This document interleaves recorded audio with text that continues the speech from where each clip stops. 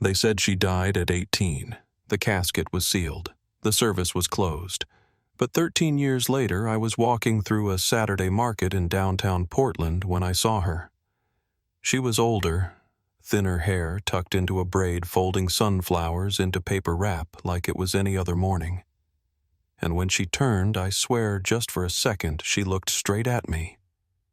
That was the moment everything I thought I'd buried came clawing back up, because I knew then what I'd always suspected Claire Harland was never in that coffin. Before I go any further, let me know where you're listening from down in the comments and tap like and subscribe if stories like this ever brushed past your own life or hometown.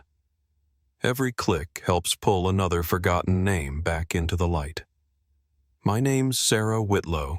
I've lived in Portland most of my adult life, run a little flower stall not far from Couch Street. Quiet routine. Slow mornings, coffee just strong enough to sting the back of your throat. I liked order. Clean drawers, labeled jars. I used to think if you followed the rules, showed up, stayed kind. Bad things kept their distance. Back then, Claire was my closest friend. We met during orientation week at university down in Eugene. She had this way of writing things down when they mattered, like a reporter even then. I was the talker. She was the listener. We balanced each other that way. And then one day she vanished. She left the library at dusk, backpack over her shoulder, heading toward the shuttle stop, and just never made it home. The search went on for weeks. They dragged the river, interviewed professors. There was no struggle, no witnesses, no sign of her at all. Her parents held a funeral that spring. Closed casket, no answers.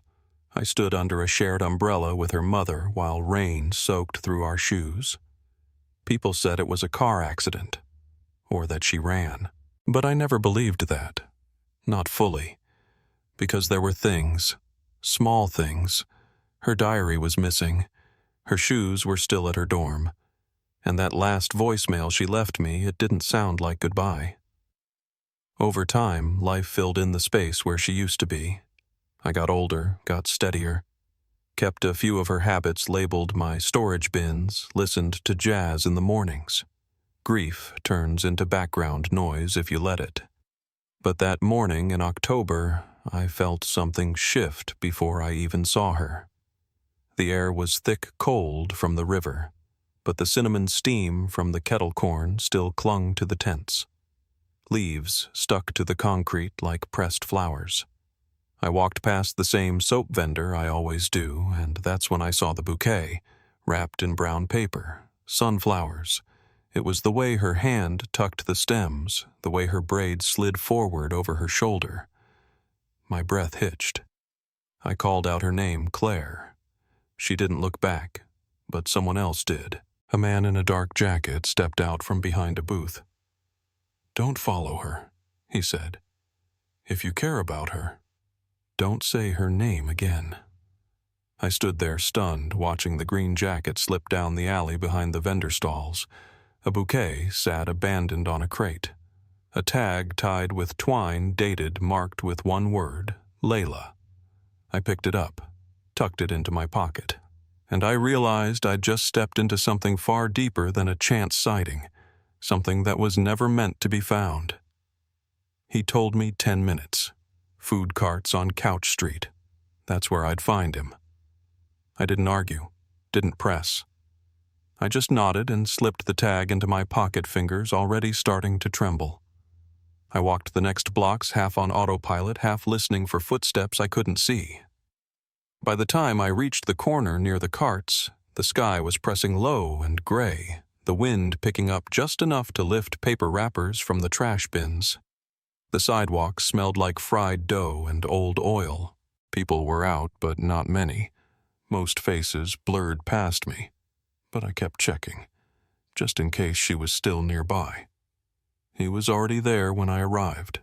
Same dark jacket, same badge stitched to the chest. Market operations plain as anything. He was leaning on a light pole with a coffee in his hand like it was any other Tuesday. I stopped a few feet away. Neither of us said anything at first. Then he nodded toward an empty cart bench. We sat. He didn't look at me when he spoke. "You weren't wrong," he said. "That was her." I asked who she was now, what she was doing, why she ran. He didn't answer right away. Instead, he reached into his coat and handed me a folded receipt. A time a day and one name written in pen: Layla.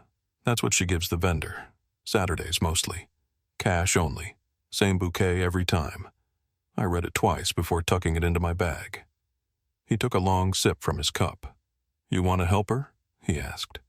I nodded. "Then stop chasing. Let her see you before you see her. Give her room." His voice was low but even. "She's watching every step." I wanted to ask how he knew her, what their connection was, but something in his tone told me not to. So instead I listened, and I watched as he stood, nodded once, and walked away without another word. That was when I realized just how long she'd been doing this. Not hiding. Living. That night I couldn't sleep. I kept seeing her face through the window of that bus. Not scared. Just distant. Like a person behind glass. So I did what I used to do in college when we stayed up too late working on essays. I opened a folder and started laying things out. Notebooks, printouts, her obituary. The one they published 13 years ago. I'd kept it all. Not because I believed she was gone, but because I never stopped wondering. Back then we were just kids.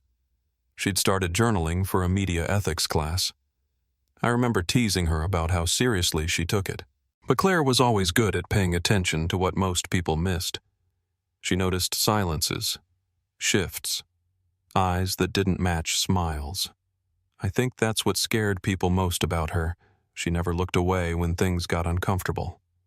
I called Daniel Hayes the next morning. I hadn't spoken to him in over a decade. But back then, he was the only reporter who seemed to think there was more to her story than just a tragic disappearance. He picked up fast. When I told him it might be about Claire Harland, he was quiet for a second. Then said, "Where we met that afternoon at a cafe on Belmont. The kind of place where the tables are chipped and the coffee burns your tongue." Daniel looked older than I remembered. His hair was thinner and he carried himself like someone who didn't sleep much anymore, but his eyes hadn't changed. I told him what happened seeing her at the market, the bouquet, the name, Layla. I showed him the receipt, the vendor's handwriting. He took it all in, tapping his pen against the side of his mug. Then he reached into his bag and pulled out a photocopy. It was a diary page, her handwriting. A map of Eugene's West Side bus routes highlighted in ink, numbers in the margins, and one word underlined 3 times: evidence. "Someone sent me this," he said. "Years ago, during a cold case series. No return address, no explanation. He never published it. Said it felt like a warning more than a tip, but he kept it just in case." We sat in silence for a moment. Then he said what I hadn't let myself say aloud. "If she's resurfaced now, someone else might be trying to find her too." I didn't answer, because I already knew he was right. Across town, Claire, or Layla, was packing her bag. I didn't know it yet, but she'd already found an envelope on her doorstep. A photocopy of her own obituary, ink streaked by rain, and one sentence typed in block letters: "You were seen. 7 p.m. under the Burnside Bridge. Come alone." She didn't tell anyone, not even the man who brought her groceries sometimes, not even the vendor who knew her by the sound of her shoes. That night she left before the sky turned fully dark. The wind had picked up and the streets near the bridge were slick from an earlier mist. Graffiti curled across the concrete supports like vines, and somewhere above a bus hissed through a green light tires, humming like a lullaby that wouldn't settle. She arrived early, waited near the shadows, watched every shape that moved. A man appeared just past 7. Tall hood pulled low hands in his pockets. He didn't come close, just tossed something to the pavement. A manila folder. The corner caught a puddle. "Open it," he said. His voice was low, not unfamiliar. Inside were copies of her diary pages. Real ones, not duplicates. The maps, the annotations, even the pressed petal from her freshman notebook. These had been in her apartment, hidden behind boxes. No one should have known where to find them. She didn't speak.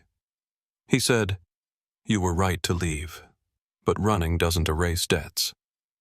Then he turned and walked away. She stood there until the street emptied again. Then she bent, closed the folder, and walked home without looking back. The next morning, the city looked the same, but something inside her had changed. She didn't open the folder again, just slipped it into a brown paper parcel and stuffed it behind the stove.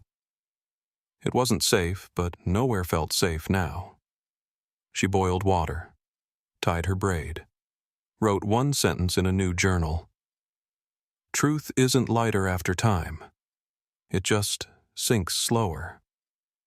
Then she opened the window, let the noise of the market drift in. Below the flower vendor was unpacking stems. She didn't look down. Back at my apartment, I was staring at the same page Daniel had shown me. The map, the numbers. One of them matched a disconnected landline that used to belong to her father's old office. Robert Harland, former contractor, now long retired, but his name still carried weight in city files if you looked close enough. I called the number. It rang once, then silence. 30 minutes later, I got a text from a blocked number. "Stop asking about Parker. Some stories end badly." I forwarded it to Daniel. He just replied, "We meet tonight. Bring everything." That night, somewhere between the sound of a kettle boiling and the scratch of old floorboards, I realized how close we were getting, and how far we still had to go. Daniel had cleared a corner of his newsroom cubicle for me by the time I arrived. Old headline clippings were still taped along the divider wall, some faded, some turned backward. A styrofoam cup of black coffee sat untouched beside his keyboard. I brought everything I had, laid it out one piece at a time. The receipt with the name Layla, the text message from the blocked number, the folder I kept sealed in a zippered pouch since the night I followed her through the market. He didn't say much at first, just studied each page like he was memorizing it. When he finally spoke, his voice was quieter than usual. "She's not just running. Someone's tracking her." I nodded. I didn't want to say it aloud, but I'd known for days. I told him about the man at the bridge, the folder, the diary pages inside that weren't copies, originals, even the pressed flower she used as a bookmark when we were freshmen. Daniel leaned back in his chair and folded his arms. "Then this goes deeper than I thought," he said. "We're not dealing with a missing persons case.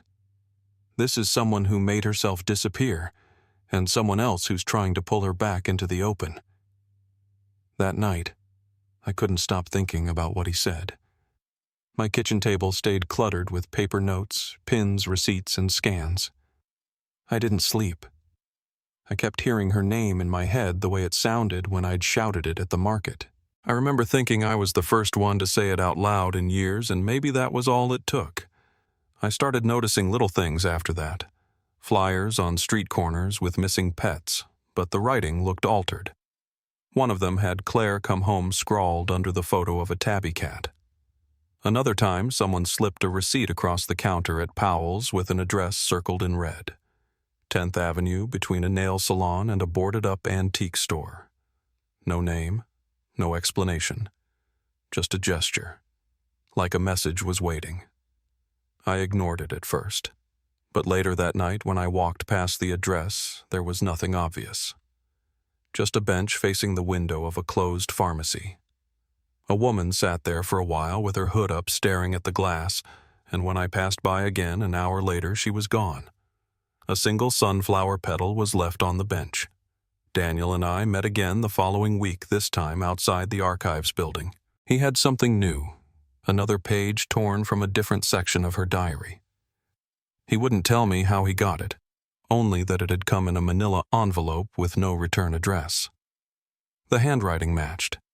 It described a night Claire had followed her father's voice through a hallway, just faint enough to hear snippets of a conversation he didn't know she'd caught. Words like permit cash job councilman, and then something about a stairwell collapse that wasn't supposed to fall yet.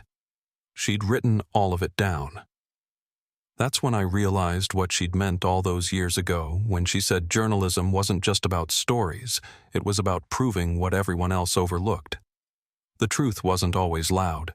It was sometimes just tucked into the corner of a meeting you weren't supposed to overhear. A few days later, I found a note at my flower stand. Folded small, slid under the edge of the counter like someone didn't want to be seen. The handwriting was familiar tight, even slanted slightly left. It said, "Meet me. I know it's you. You don't have to hide from me." There was no name. But I recognized the loop of the lowercase y. It was Claire's.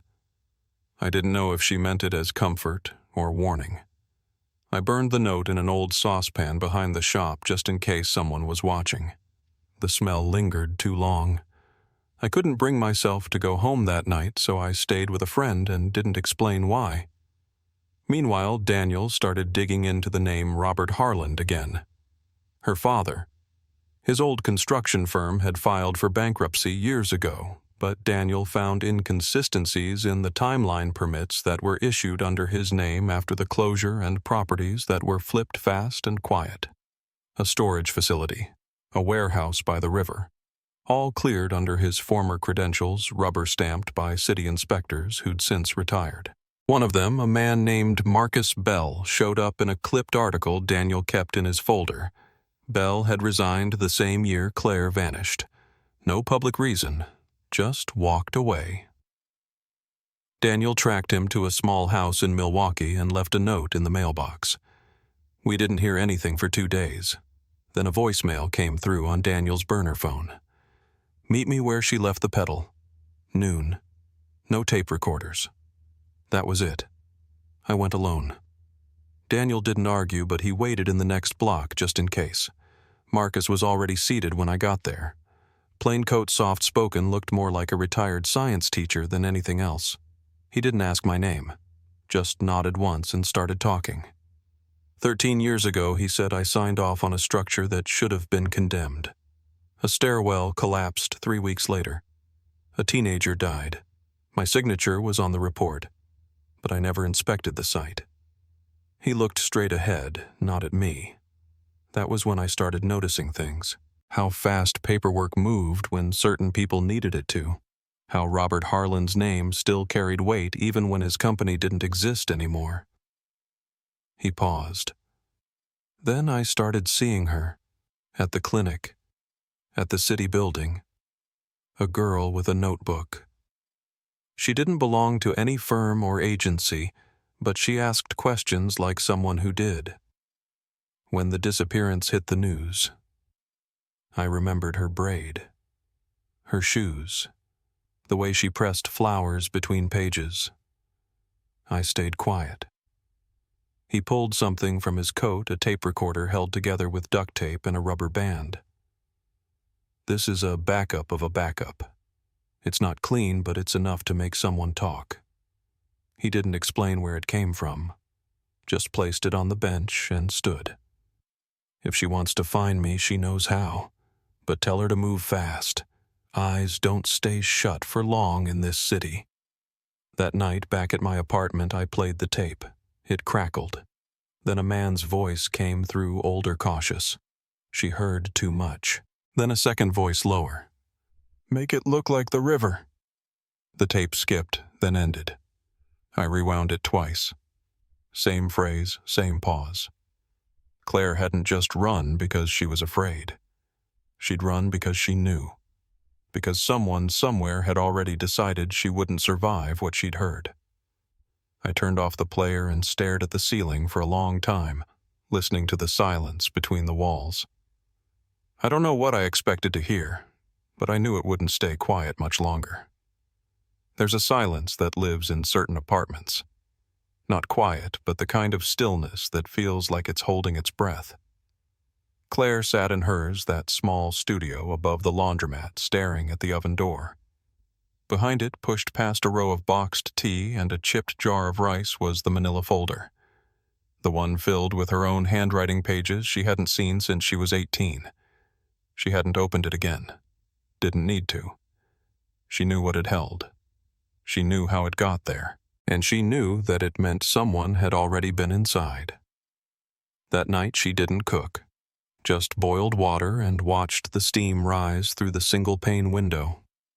Across the street, people moved in and out of a taqueria with the same tired rhythm she remembered from the last 13 years. Except now, every sound in the hallway felt sharper. Every voice outside the door seemed too close. When Tom knocked 2 soft taps, his usual, she didn't answer right away. He let himself in like he always did, carrying a bag that smelled like cilantro and roasted peppers. He didn't ask questions, just filled the sink, rinsed the herbs, and started chopping. When he noticed the stems in the jar by the window, he smiled. Sunflowers again. She nodded. That was the routine. That's what she'd built. But under it, something had shifted.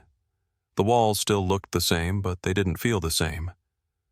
She didn't sleep much after that. Not really.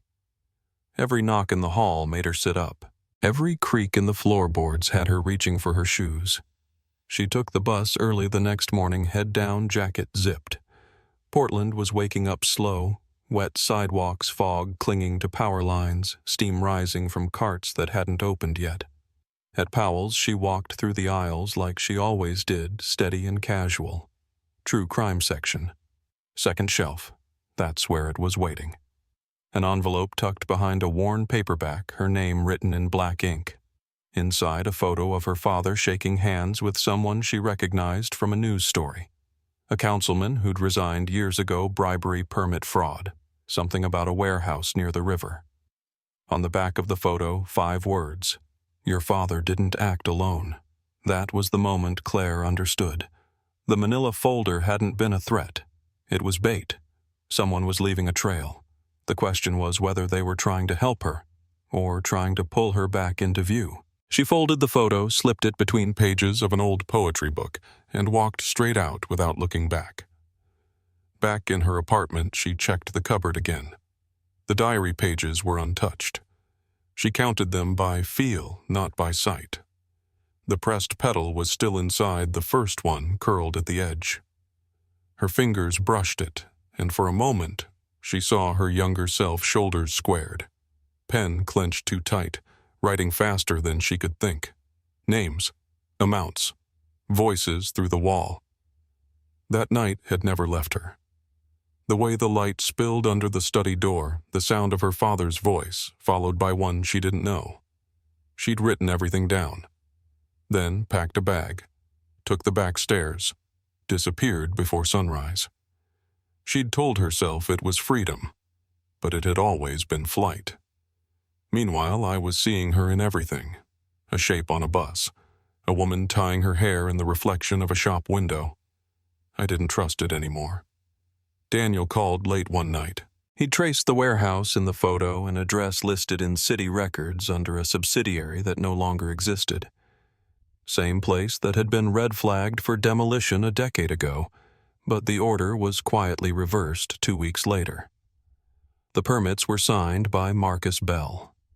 Daniel had cross-referenced dates and found something else. The same week, Claire disappeared. The city approved an emergency repair for a stairwell collapse in a residential complex. No injuries listed, but the complex was later sold off in parts. One of the buyers, a developer tied to Harlan's former firm. Daniel's voice was tight.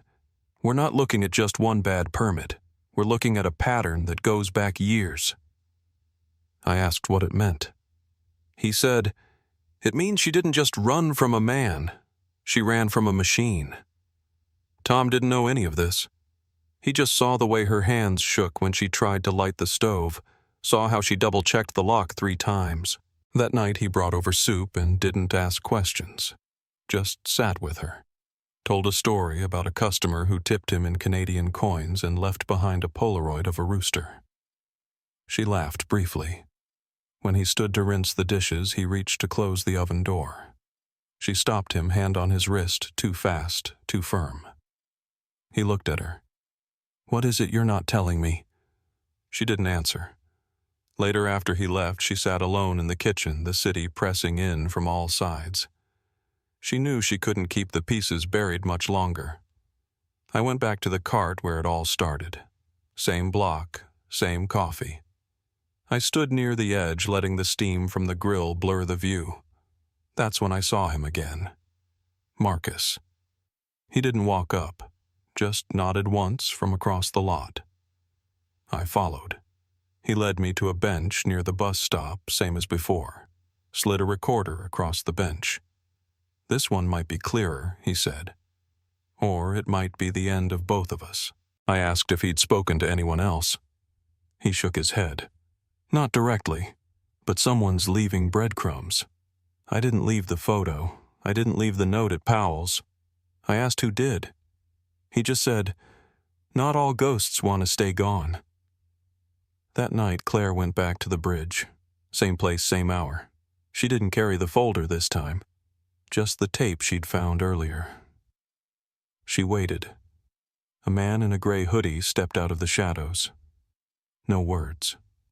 Just handed her a cassette. Unlabeled. She walked home fast. Kept her head down. Back in her apartment, she fed the tape into her old radio. Static. Then a voice. Her father's. Keep her quiet. She heard too much. Another click. A second voice. Make it look like the river. Then nothing. She stared at the machine, pressed rewind. The tape snapped, ribbon coiled in her lap like veins.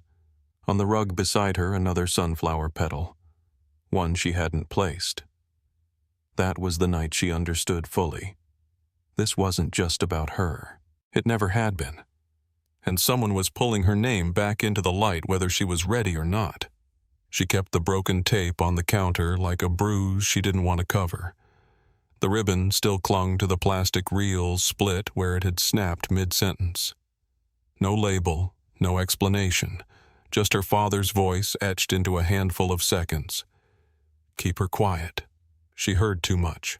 The words stayed in her ears longer than the tape ever played. She tried to go about her routine the next morning, water on the stove jazz station, low hair tied back, but everything felt misaligned. The faucet dripped faster than usual. The hallway footsteps paused too long outside her door. Even Tom noticed, though he didn't say much. He just handed her a bag of produce through the window and lingered eyes searching her face before letting go of the paper handles. She told him she wasn't feeling well. Allergies, she said. He nodded like he believed her, but she knew he didn't. At the cart that day, she was off. She burned onions, dropped a jar of pickled radish, flinched when someone called her name. Layla, a little too loud. One customer asked if she'd changed her salsa. She hadn't. Another asked if she used to work the South Cart lot. She never had. At the end of the line stood a man in a gray hoodie, hands in his pockets, just watching. Not moving forward, not ordering. When she looked again, he was gone. She tried to convince herself she imagined it, but when she turned to grab more tortillas, there was a folded note tucked under the rim of the cart window. The handwriting stopped her cold. Meet me. I know it's you. You don't have to hide from me. No name, no date. But she recognized it. Sarah. She knew it like she knew the weight of her old diary or the way the sunflower stems bent when the water got low. She didn't want to believe it. She burned the note in a saucepan that night, watched the paper turn black and curl into ash. But the smell of it clung to her sweatshirt long after she'd taken out the trash. 2 days later, the city started speaking her name out loud. Not whispers, not shadows. Her name. The one she'd buried. First at Powell's, a clerk handed her a receipt with an address circled 10th Avenue again. No comment, no smile. Just the slip of paper and a glance that lasted a second too long. That afternoon on the bus, a man brushed past her shoulder and muttered, "Claire Parker," before stepping off. She stayed seated. Didn't turn. Didn't breathe. Then came the flyers, missing cat posters on utility poles, same typeface, same image. But the text had been altered in black marker. Claire come home. She pulled one down and folded it into quarters. Back home, the quiet was louder than ever. The radiator ticked in bursts. Someone ran water in the unit below her, then stopped. She paced the hall, counted steps, checked locks. At the far end, behind a neighbor's door, she heard the faint click of a tape recorder. Rewind. Play. Click again. A sitcom laugh track leaked out just after, as if to cover the sound. When she opened her apartment door, another envelope waited on the mat. This time it wasn't typed.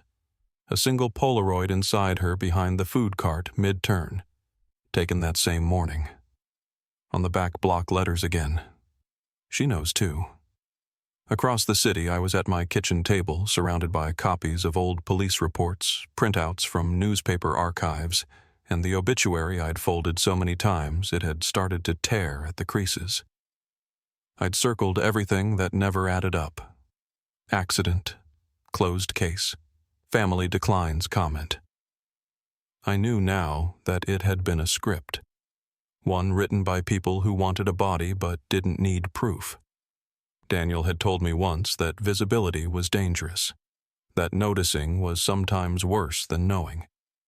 But now we had something real, a sighting, a name, and a moment that couldn't be dismissed anymore. I texted him. Just one line, "It's her." He responded in under a minute. "If this is about Parker, I'm listening." We met at a small cafe off Hawthorne, the kind of place where the floor creaked and the staff didn't ask questions. I brought everything with me, laid it out on the table, page by page. He studied each piece carefully. When I showed him the Polaroid, his jaw tightened. "This wasn't taken by chance," he said. "That angle, that timing, someone was already watching." He pulled a folder from his bag and slid a page across the table. I'd never seen it before. A scan of Claire's old diary, one of the pages Daniel said he'd received anonymously years earlier. This one had a map of Eugene's west side, bus routes drawn in green ink, a set of phone numbers scribbled in the margins, and one word underlined again and again. Evidence. Daniel never published it. Said it felt like bait. But he kept it. He said someone wanted the story reopened, but on their terms. That's when we started piecing it together. The councilman in the photo, the warehouse permits, the tape, the stairwell collapse Marcus had signed off on.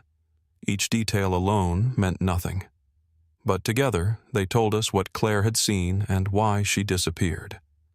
Daniel leaned across the table. Then she was running from something, or someone.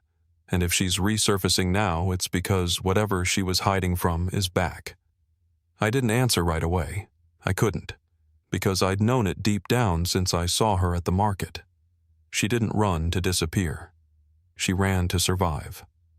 That night in her apartment, Claire sat cross-legged on the floor, pieces of the broken tape coiled beside her. She'd tried feeding it back through the reels, but it jammed every time. Instead, she slid it across the head of the radio by hand, slow and steady, until fragments of voices cracked through. "The girl knows." Pause. "Get rid of it. Make it look like an accident." Another voice garbled. Then silence. She closed her eyes. The memory returned in full color, her standing outside her father's study door, notebook in hand, the sound of a zipper papers, rustling voices too low to catch everything. But she'd heard enough. That night she had written down every word she remembered. Names, locations, money, the shape of a signature. She never showed anyone, never made a copy. She thought the diary was lost, but now she understood it had never been truly hidden. Someone else had it, and they were using it to bring her back out. She whispered to the room, to herself, to the part of her that still answered to that name. I never buried it deep enough. Across town, Daniel's phone buzzed. A text from an unknown number. one image. Claire Graney, black and white, standing in Powell's bookstore, envelope in hand. The timestamp was 5 minutes old, and whoever had taken it wasn't just watching her. They were watching all of us. The photo came through just after midnight. No caption, no sender ID, just a grainy shot of Claire standing between two shelves at Powell's, head turned slightly, envelope in hand. You could see the curve of her braid, the edge of her jacket collar, and the sunflower petal she didn't know she'd dropped. The timestamp was 5 minutes old. I stared at it for a long time. Not because I doubted it was her, but because someone else had known she would be there and that I'd need to see it. When I called Daniel, he didn't answer. I didn't try again. The rules had changed. I shut off the light, but I didn't sleep. The next morning, I went back to the carts on Couch Street. Same coffee, same stall, same cold metal bench. I watched faces, scanned every window above the laundromat. I waited until the crowd thinned and the air went still. That's when he appeared again. Marcus Bell, walking slow, like someone who didn't want to be noticed, but knew he already had been. He didn't sit, just stood beside the cart, hands in his jacket pockets, and said without looking at me, "I told you not to call her name. Not because I don't believe you, because the wrong ears do." I didn't ask how he knew where I'd be. I just nodded once. He exhaled, then said, "You want to know how it started? Follow the permits, not the people. The permits will tell you what mattered, what they covered, what they let slide." I followed him to a quieter corner near a shuttered newsstand. He pulled a folded paper from his coat, an old inspection report, edges softened by time. This one, he said, tapping the top line, was for a warehouse near the river. Structurally unsound, red-tagged, should have been torn down. But it passed inspection on a Friday night, 3 days after I signed off on a stairwell that later collapsed. His voice went flat. Same notary, same city seal. Same week Claire disappeared. I looked at him, unsure what to say. He continued slower now. "My daughter died in a building I cleared. She was meeting friends, just a regular night. When the stairs gave out, they said it was an accident. One bolt too short. But I knew what I'd signed. I knew what I hadn't checked." He paused. That's when I started seeing her. Claire. At the legal aid clinic. Taking notes. Always near city files. Always listening. He turned his head slightly. You can feel it when someone's collecting something dangerous. I asked him if he left the envelopes. The photo. The cassette. He shook his head. Not all of them. I left some. Others weren't mine. Then he pulled something from his jacket, small square duct tape on the sides. Another recorder. Backup of a backup. Won't play long, but it'll make a hard man talk. He pressed it into my palm. Help her, but don't push her. Let her come to you. Then he walked away. No goodbye. That afternoon, I found a way to get a message to Claire. A small jar of water left outside the side door of the laundromat. One sunflower stem down. Marcus had said she'd see it if she was still watching. If it was gone by dusk, we'd know. By 6:30, the jar was empty. We met the next day in the one place she knew she wouldn't be followed, the top floor of the public library, far corner of the reading room, just before closing. I got there early. Found a table that faced the windows. Set a single sunflower petal in the crease of an open book. When I heard footsteps approach, I didn't look up right away. I just waited. Then she sat across from me. No disguise, no braid, just her face, a little thinner, a little older, and steady. It took a few seconds before either of us said anything. The elevator behind her closed with a soft hiss, like the air in the room needed to settle. Then she reached for my hand. Her grip was cold. "You let me be buried," she said, voice low. "You let them do that." I swallowed hard. I didn't know what else to do. I waited. I looked. They said, She shook her head. I know. There was no accusation in her tone, just tiredness. She pulled back and sat straighter. I wanted to come back 1,000 times, but every version of it ended the same. A knock on your door. And me gone again. We sat for over an hour. She told the short version, her father's voice outside the study door, the briefcase, the names, the folded papers. The night she left, the places she went, the rules she kept. It wasn't just him, she said.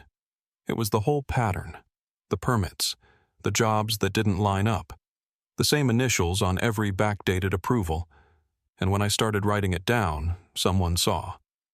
She reached into her coat and pulled out a brown envelope. Inside was the original diary, smaller than I remembered sections rebound with string. The first page still held the petal, now the color of old tea. Beneath it, her handwriting, truth is heavy. Carry it anyway. She closed it and looked at me. I didn't just run from him. I ran from what I heard, from what that made me. We weren't alone for long. Daniel arrived a few minutes later. He kept his hands visible, slow and open. You don't know me, he said, but I know of you. I had the pages. I never published them. She didn't move, just watched him. He placed a slim envelope on the table. Chain of custody, he said. My word, and yours. Nothing gets out unless you say so. Claire stared at him for a long moment, then gave a single nod. The rain picked up outside, dotting the windows with soft percussion. She leaned back, folded her arms. I'm tired of being a story someone else controls. Daniel glanced at me, then back at her. Then let's start with him. She nodded. Yes. We start with my father. We didn't go straight there. We waited until night when traffic thinned and the sidewalks cleared. Tom met us at the corner, said nothing, just handed Claire a wool hat and squeezed her shoulder once. Marcus stayed near the car. Daniel walked beside me. Claire stood at the porch alone. The lights were on inside. A lamp in the front room. A piano no one played. The hedges were taller than I remembered. She knocked once. Robert Harland answered slowly. His eyes went wide, but he didn't speak. He stepped aside. Claire didn't move. You buried an empty coffin, she said, and you called that closure. He opened his mouth, closed it again, then stepped back farther.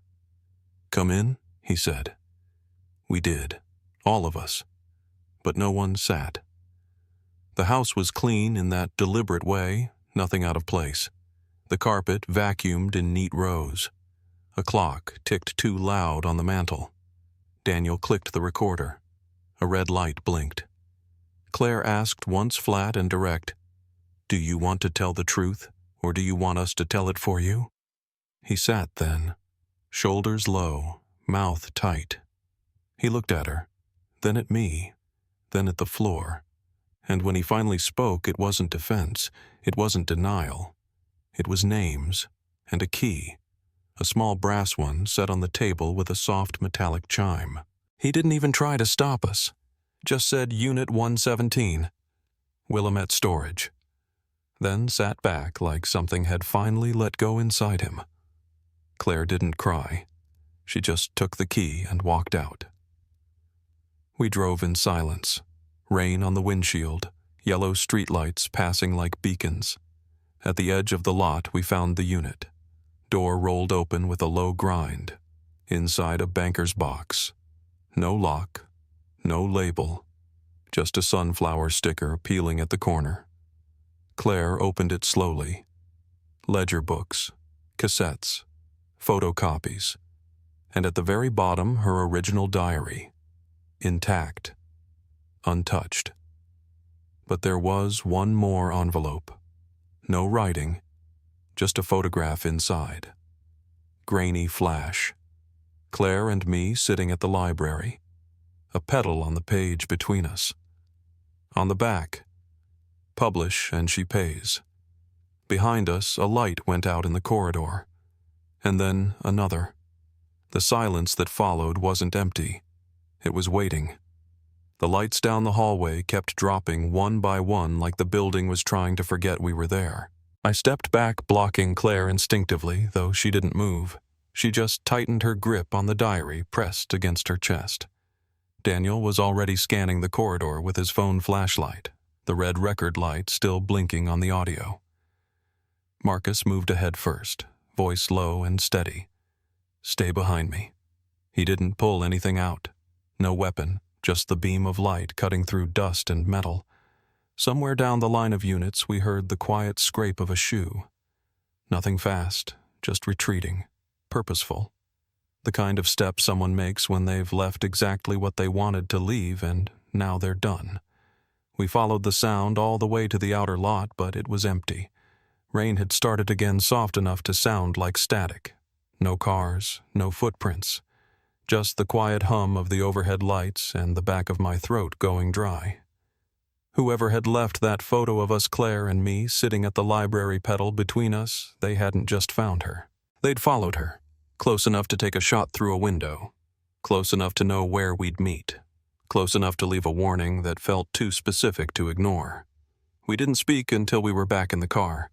Marcus drove hands tight on the wheel headlights cutting a pale tunnel down the wet road. Daniel was already cataloging the contents of the storage box in a notebook on his lap. Every tape, every ledger, every photocopy. Claire kept her hands in her coat pockets, her shoulders drawn and the diary tucked beside her like a second spine. "This isn't just evidence anymore," Daniel muttered, flipping a page. "This is dynamite." Claire didn't answer, but I saw her eyes move to the back seat where the box sat half open. She stared at it like it was something alive.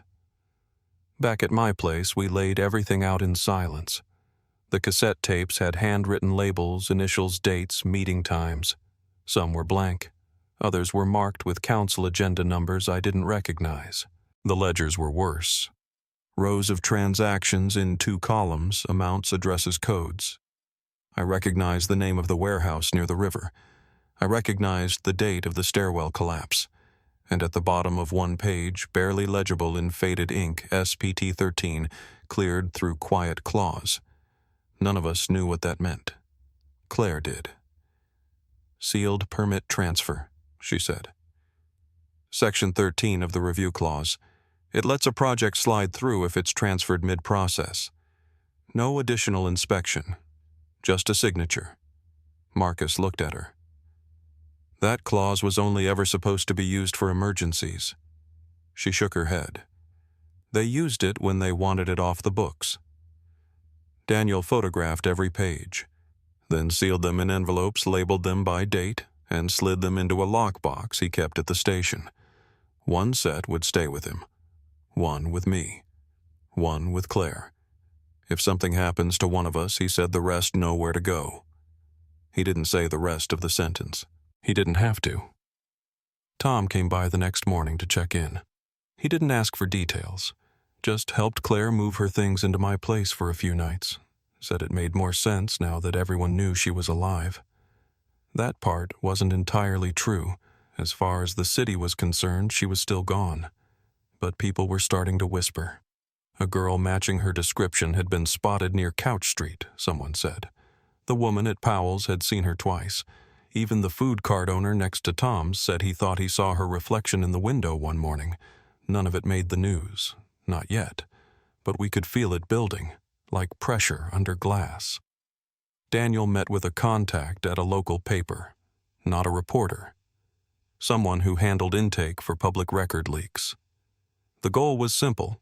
Float just enough of the story to get a reaction.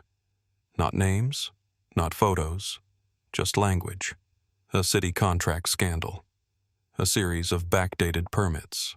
An anonymous source who knew where the bodies were buried figuratively. Maybe literally.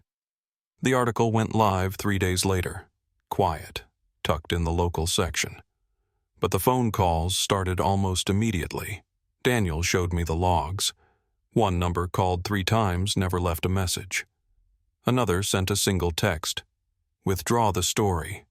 You don't know who's in the room." Marcus traced one of the area codes. It was tied to a council office line that hadn't been used since 2014. We printed every message, logged every call, burned copies to a disk, and left it in a deposit box under Daniel's name. That weekend, Claire stood on the sidewalk in front of her father's house again. The porch light was off, the windows shut. We didn't go in. She didn't knock. She just stood there for a long time, holding the key to the storage unit in one hand, the pressed pedal in the other. I asked her what she was thinking. She said I thought once I had the truth I'd know what to do with it. She didn't say anything else, just slid the pedal back between the pages of her diary and walked back to the car. The next week blurred. Statements were prepared. Legal contacts reviewed what we had. Names were named quietly internally. Marcus gave a private affidavit to a grand jury. The tapes were duplicated, sealed, time-stamped. Claire chose not to testify directly. But her records, her notes, her original handwriting were presented as part of a secondary file Daniel submitted to the investigation panel. No one pushed her to speak. Not yet. But the officials knew who she was. They didn't say her name. But they knew. We saw it in the way they looked at Daniel when he handed them the file. We saw it in the way one investigator paused just long enough to glance toward the hallway as if expecting someone else to walk in. That night, after everything was handed over, Claire and I sat on the riverfront where the water moved slow and thick under the bridges. She opened her diary and read the first line she ever wrote, "Truth is heavy. Carry it anyway." Then she added one more, just beneath it. "It's lighter when shared." She closed the cover, tucked it under her arm, and said, "We're not done." I asked what she meant. She looked out at the water and said, "The names in those ledgers. Not all of them are old." She wasn't wrong, because while most of the signatures we found had faded, 2 of them still matched permits being filed this year. Same initials, same sealed clauses. And just above the fold of one ledger page printed in pencil, not ink, were the words, "Next phase begins Q4. We hadn't stopped something. We'd only found the door. Now we had to figure out what was waiting behind it. The ledgers gave us the names. The tapes gave us the voices. But it was the old contracts that proved the design. Daniel had gone quiet the night we found the Q4 note, less talk, more reading. He spent 2 straight days combing through city records, the kind buried behind scanned PDFs and unindexed folders. The patterns came fast once you knew what to look for. Parcels transferred mid-quarter inspections, signed by departments that no longer existed. Council meetings logged but never recorded. We mapped it all on butcher paper, taped to the walls of his office, red string not necessary. Dates did the work. Transactions lined up too cleanly. One building torn down, another rezoned. A permit fast-tracked the same week someone else vanished from public record. Claire watched it unfold with a kind of stillness I hadn't seen in her before. Not fear, more like a patient dread. Like she already knew how deep it went and she was just waiting for the rest of us to catch up. We knew the next step had to be official. We weren't journalists chasing shadows anymore. We were sitting on documentation that tied a known public figure, Claire's father, to a pattern of fraud that stretched across 2 decades. Daniel prepped a formal submission for the State Ethics Board. Marcus added his testimony, backing it with the inspection logs and handwritten approvals. Claire's diary, her original entries dated and untouched, was submitted under seal. She still hadn't spoken to anyone in authority, not directly, but her words carried weight in ink. I sat with her when she signed the witness declaration. Her hand didn't shake. It took less than 48 hours for the story to break. Not the full version, just a leak. Local news opened with a brief segment about city contracts under audit. Then came the radio. Then the op-eds. People started paying attention once they heard a familiar name. Robert Harland, retired contractor, former community board president, a man who'd once been on the short list for a state development chair. They didn't call him corrupt, not yet, but they started using softer phrases like under scrutiny and connected to closed-door deals. We knew what they meant. Daniel was the one who got the call first. A council rep wanted to meet. Off the record, somewhere neutral. He looped me in, said we weren't sending Claire, not unless we had backup. We chose a diner on the east side, booths too small to hide anything, windows wide enough to see who walked in. Claire didn't speak during the meeting. She just sat beside me, diary closed on the table like a relic. The rep kept his voice low, almost reverent. He didn't offer denials. He didn't ask questions. He just said, "It's starting to move. You should know there are people who've waited a long time to keep this buried." Daniel asked, "Are they the ones who left the notes?" The man didn't answer. Just slid a business card across the table, then stood and left.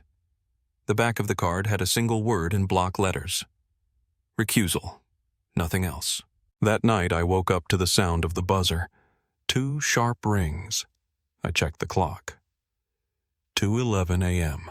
Claire was already standing by the window, one hand on the curtain. Tom was in the spare room door, half open, still asleep. I asked her if she was expecting anyone. She shook her head once, slow. I walked to the intercom. Static. Then a voice I didn't recognize. Male. Tell her it's not over. Tell her what she has is still missing a page. Then the line went dead. I looked out the window. The street was empty. We didn't sleep after that. Claire sat on the couch, flipping through the diary from the back this time. Page by page, checking corners, checking folds. Her hands were too steady. I could tell she'd been expecting this. I asked her what it meant. She said I kept the ledgers, the tapes, but I split the diary years ago, half here, half somewhere else, just in case. I waited. She didn't say where. Only that if they were pushing this hard, it meant someone knew the last piece hadn't surfaced yet.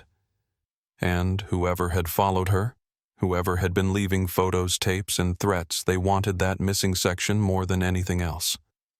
Marcus arranged a secure transfer for the evidence, what we had so far. Daniel handled the press quietly, feeding reporters what they needed without giving them names. Claire didn't go outside unless one of us went with her. Tom started sleeping on the couch, his bag packed in the corner just in case she said the word and needed to run again. She didn't. She stayed. 3 days later, Daniel called from the courthouse. Said charges were filed. Not just ethics violations, fraud, misuse of public funds, tampering with inspections. The press wouldn't get the full complaint for a few days, but the target was clear. Robert Harland. His name was first on the filing. A second name followed a man we'd never heard of. Franklin Knox, former consultant for the city. The name matched a signature from one of the ledgers Claire had pointed out in storage.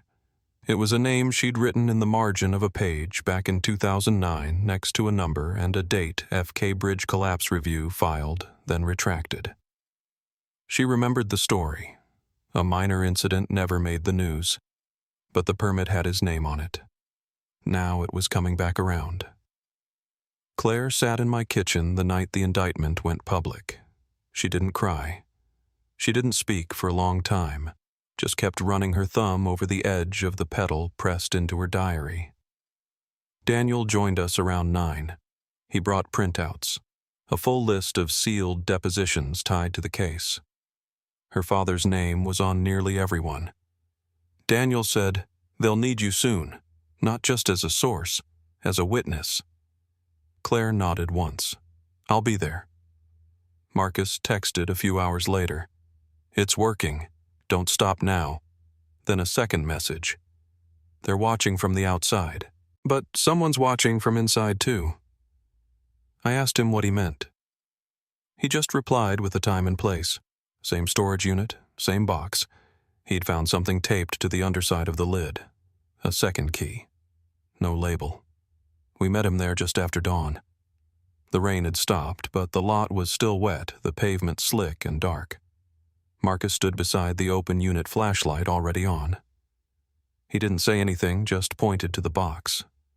Inside, we found a manila envelope with a single page torn from the missing section of Claire's diary.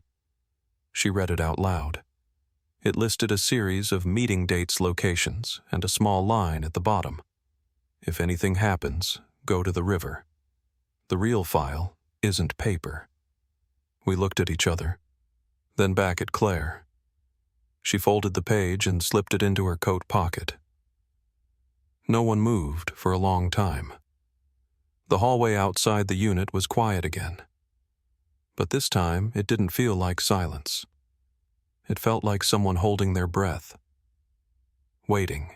We walked to the river just after sunrise. No police escort, no press. Just me, Claire Marcus, and Daniel wrapped in coats against the wind.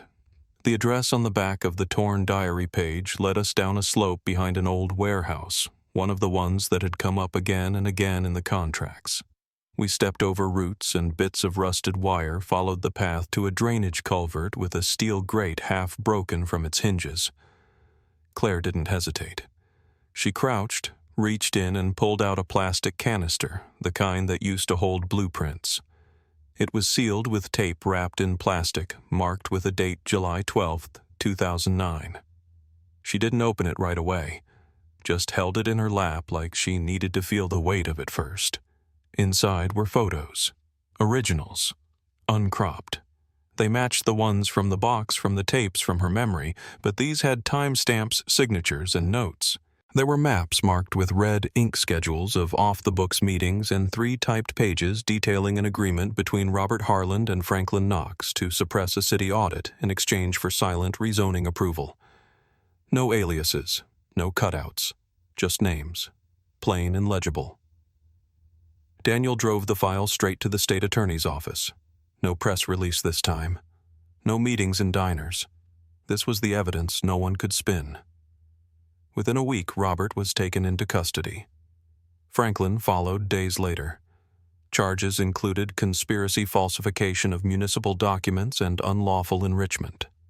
The news broke it like a scandal. We watched the segment from Claire's living room. She didn't cry, just turned down the volume and listened to the silence instead. Tom left town not long after. Said he'd found work upstate, something quiet, something with fewer shadows. He hugged Claire like a brother would, promised not to disappear. I believed him. Marcus stayed on as liaison for the trial, sitting through every deposition, filing every redacted page like it might matter to someone someday. Daniel returned to his old post once the board cleared him, but he kept a file drawer open for Claire. Said it was hers whenever she wanted it. She hasn't taken him up on it. Not yet. As for Claire, she never went back to the old house. She sold it to the city for $1 on the condition that it be turned into a public archive. Not for display, for access. She called it a place for things that don't want to be forgotten. She visits sometimes late in the day, sits in the back room where the light's soft and quiet. The diary stays there now, locked behind glass, open to the page that says, "If anything happens, go to the river." I think about that line often, not because of what it led to, but because of how much it trusted someone would find it, that someone would care enough to follow it all the way through. The case is closed. The story's out there, but it doesn't feel over. Not really. I still check the stoop some nights, half expecting an envelope or a tape, something left behind from a time when secrets were safer than silence. Maybe that's the part no one tells you, that justice doesn't always feel like an ending. Sometimes it just feels like a little more light in the room. If this story stayed with you, I hope you'll share it. Not for headlines, but for the names that deserve to be remembered.